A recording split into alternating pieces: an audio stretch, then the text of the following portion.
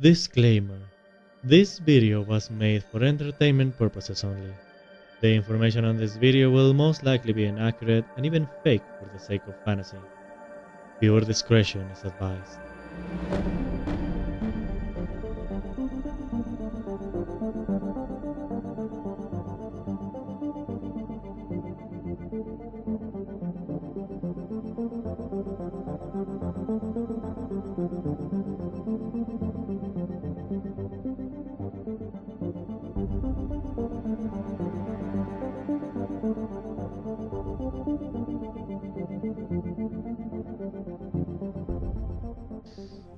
Throughout the years in my search for knowledge, I've encountered countless creatures, some of which have been spotted so rarely they're considered cryptids.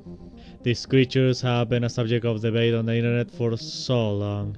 People's curiosity can't help but to wonder about the unknown. Our passion for things we don't understand sparks us to keep seeking the truth. And the truth, I shall provide. Today we will start a new series where I share my knowledge about those creatures you're most curious about.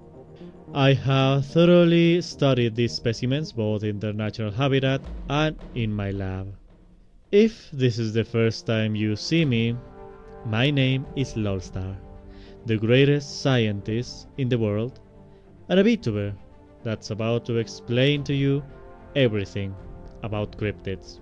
Today, we will be talking about my favorite cryptid, the Madagascar's man-eating tree.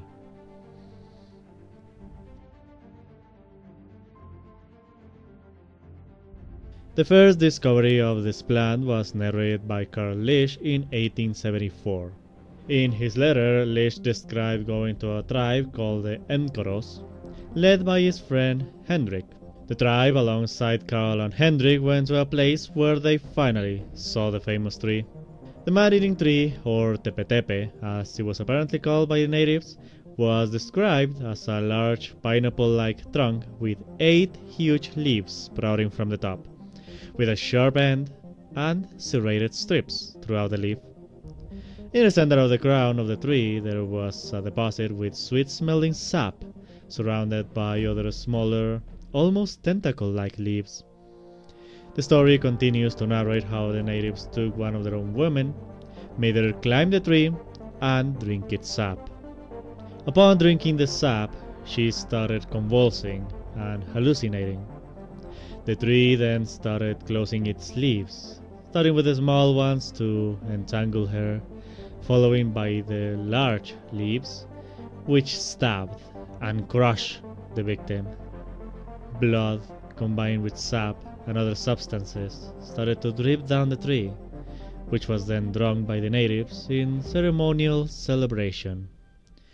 Carl Lisch gave the name Crinoidea dagena to the tree. Crinoidea refers to sea lilies, crinon meaning lily and eidos meaning shape. The reason why the sea lilies were used in the scientific name of this tree is because the small tentacle-like leaves on the top of the tree actually do kind of resemble sea lilies. I couldn't find the origin of the word dagena, but it might be related to the Greek word danai, which means thirsty, referring of course to the blood consumption and overall consumption of humans, I suppose. Now, this is where the only story about this tree ends. Lisch did say on his letter that he spotted other specimens of the tree, smaller specimens of the tree, around the general area of the main huge tree. Apparently the big tree has been around for a long time, which made it really big, and it is praised and adored by the natives as a form of god. After reading about this story, I knew I was reading about the king of the trees. This immediately piqued my interest. Can such a tree really exist? And what wonders can I get from this tree? Well, grabbing all survival tech I could make at the time, I sailed on a journey to find this mythical tree It honestly didn't really take that much effort since I could bring as many resources as I wanted with my teleportation technology. It took me a few days of searching around the place, but I finally managed to find a small young sample or specimen of the tree. This small tree, I believe, was big enough to kill some rodents, so it was good. I carefully took it, handled it, and brought it home. With my special mixtures, I managed to make this plant grow to full size. I'm assuming this was around the size of that big, huge mythical tree, which was perfect to me to fully analyze this tree and really know what it was capable of. The specimen was pretty much as described by Lish, a large pineapple-like trunk with age-serrated leaves and the crown in the center filled with sap. Now I began analyzing the trunk since it really looked pretty familiar, and I was pretty much correct. It really is no different from your regular pineapple palm tree wood. It is fairly thick with an outside made out of remnants of tinier leaves shaved off as it grew, like your typical palm tree. The wood is fairly solid, but because this tree is really not that grown, I don't think it'd be that useful. Now I have to talk about the leaves, because these were probably some of the most interesting parts about this whole investigation. The big leaves, the 8 huge leaves surrounding the crown at the top, seem to have an inner working similar to Venus flytraps. Much like Venus flytraps, they tighten the inner side of the leaf, and they expand the opposite side of the leaf to be able to close these leaves upon activation. Except obviously these ones do it on a much bigger and more powerful scale, creating an honestly imposing gripping strength. However, this closing is actually a lot slower than the one from Venus flytraps. I believe this is the reason why the sap ended up with hallucinogenic components, so that the victim would stay in position long enough for the plant to trap its prey. The additional tendril-like leaves work pretty much like a sundew plant, and I think it mostly serves as an additional defense for the prey not to escape before the big leaves can close fully. The activation for the leaves to start closing is once again similar to Venus flytraps. Upon emptying all of the sap from the top crown, I actually discovered a series of sensors, which are used to tell the tree a victim has fallen. After touching these hairs, the leaves do take some time to start closing, about 5 minutes total. My first assumption was that the speed of these leaves closing was due to the size alone, because of course it would require more energy to close such huge leaves, especially with such an imposing gripping strength. However, I do believe there is a second reason for this speed. I think the leaves could also be closing this slow as a safeguard. After all, it does take some energy for this big tree to fully close, so I would assume that the tree would want to reserve energy and not waste it on a prey that has escaped. Now, another interesting discovery I made has to do with the sap on top of the tree. I analyzed this liquid and I found psilocybin in the mixture. This is actually the main component of hallucinogenic mushrooms that causes alteration of thought. Aside from this, I found another very interesting component. I found high quantities of 2-methyl-3-butene-2-ol, an alpha acid which inhibits the central nervous system, and it is famous for being present in plants like hops, which are used for sleeping treatments. This concoction, combined with some components that give the sap a sweet smell and taste, makes a perfect trap for animals to come into the top of the tree and get eaten. I know this was pretty dangerous, but I had to try the sap myself. It was very sweet, though with a slight bitter taste at the end. The taste felt like honey with a hint of vanilla and a fresh, fruity touch. Only seconds after drinking enough liquid, my perception started to crumble.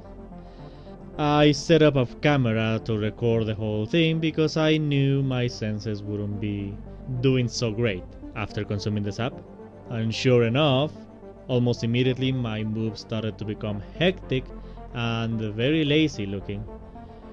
From here on now, my memories got quite blurry, but the recording made it seem like I started convulsing. Now the convulsions were less than in Lish's story, possibly because the woman in the story consumed more sap.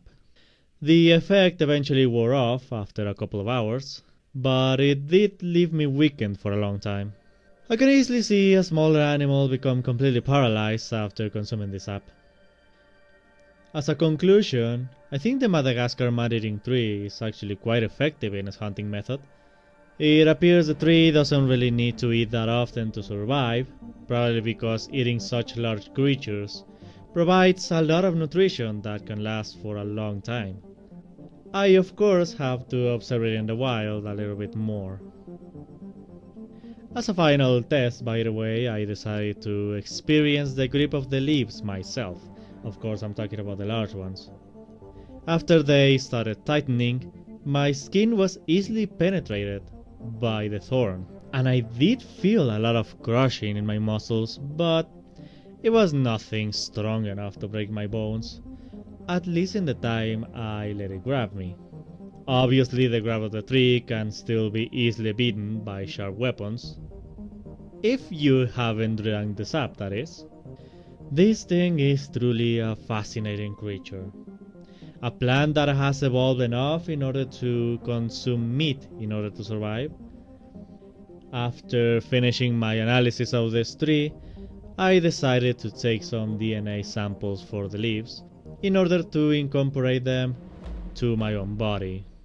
I think these leaves would be quite effective, very useful, and some great additional weapons. The DNA of the tree should give them a good strength, and they will come with some sharp thorns.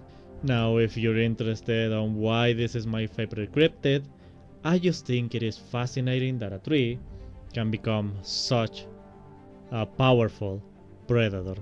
Of course, this is just one of many cryptids that I analyzed, and I continue to find new creatures and analyze them. So, I ask you now, what is the next cryptid you'd like to know more about? What is the next cryptid you want me to explain to you? Let me know in the comments, and I will give you a full summary of all of the discoveries I have made.